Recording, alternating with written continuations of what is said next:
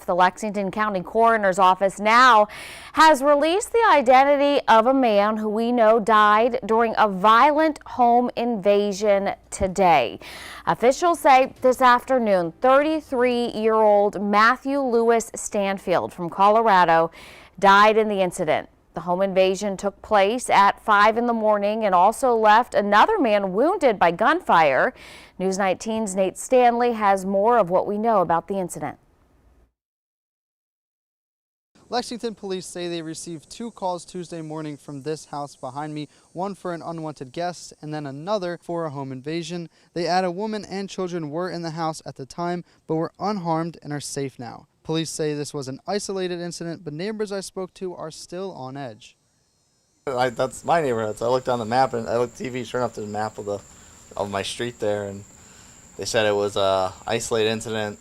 Death involved. That's how Chase Proctor, a resident on Wingeon Drive, found out that someone had been killed down the street from his home. The Lexington Police Department says 1 man is injured and another dead after a shooting that took place in the early morning hours. Sergeant Cameron Mortensen with the department was not able to confirm what led to the shooting, but says it was an isolated incident, posing no immediate threat to the community, and did add that both men suffered gunshot wounds. Yeah, an investigation like this is like a puzzle, and so we've got a body and we've got somebody that was injured. We have somebody that was in the house, and so it's piecing together information from those interviews, what neighbors heard, and then what evidence is in the house. Philip Buckler has lived down the street for 5 months while house sitting for his brother and was surprised to find out something like this happened. And it's a nice neighborhood, quiet, no problems whatsoever, and I happened to look out the window and see the yellow tape and was kind of shocked.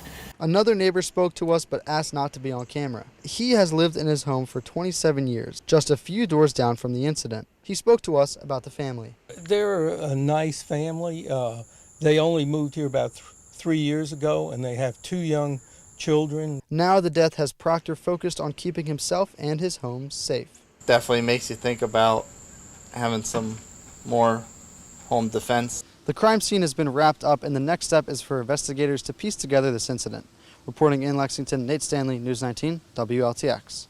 Well, again, police say there's no threat to the public from what happened. When they say that, it means it was an isolated incident, targeted incident. We're going to continue to follow this story for you, though, and bring you the latest details. You can make sure to follow WLTX.com or check out our free News 19 app.